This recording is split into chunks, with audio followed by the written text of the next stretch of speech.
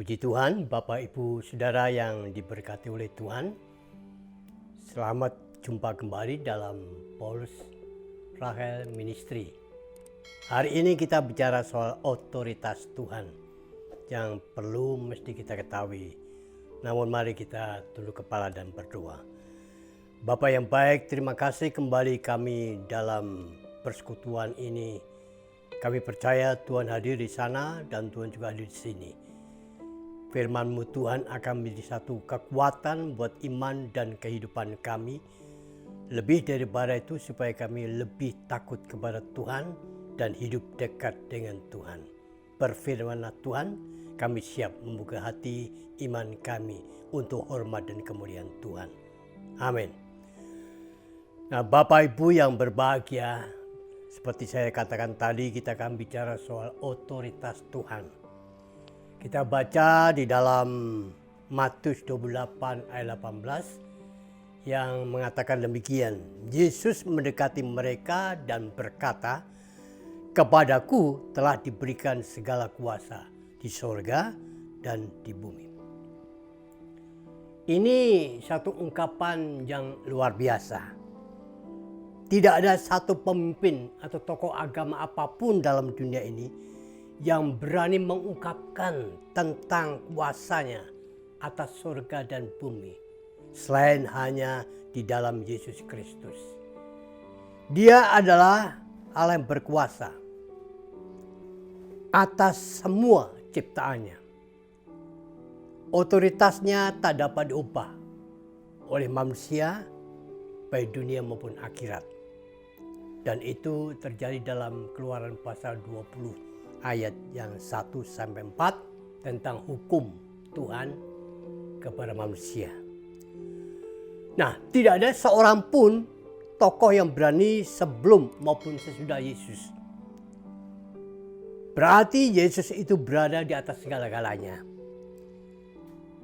Dialah satu-satunya yang punya otoritas.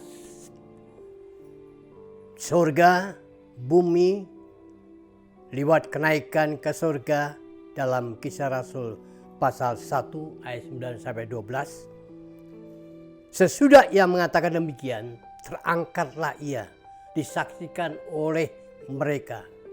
Dan pula awan menutupinya dan pandangan mereka.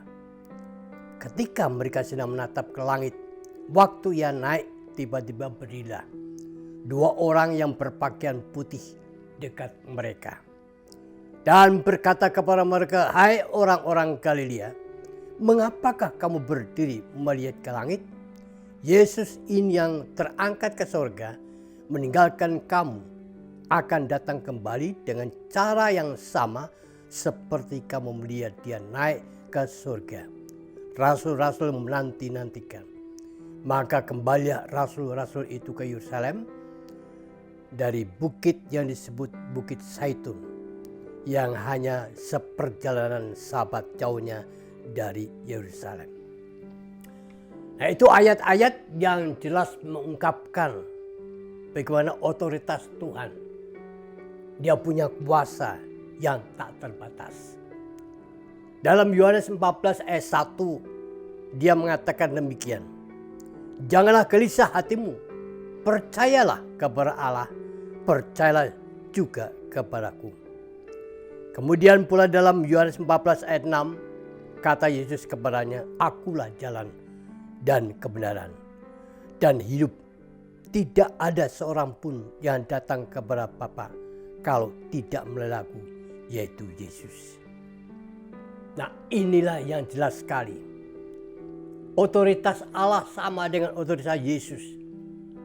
Di surga maupun di bumi.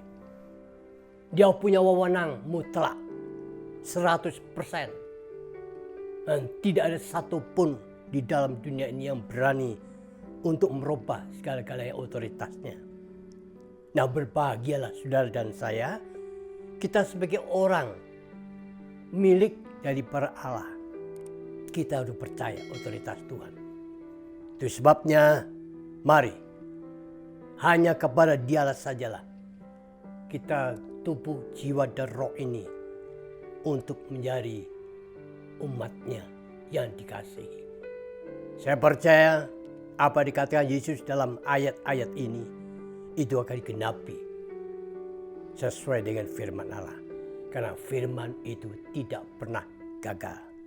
Kepadaku telah diberikan segala kuasa di surga dan di bumi. Amin. Bapa yang baik, itulah firman-Mu Tuhan. Kami yakin firman-Mu telah masuk dalam hati menjadi iman yang bertumbuh untuk lebih tahu siapakah Allah itu dalam Yesus Kristus. Otoritas penuh Engkau miliki. Biarlah kami tunduk, hidup takut, dan hidup selalu penuh kasih kepada Tuhan. Bahkan percaya sepenuhnya, tubuh, jiwa, roh.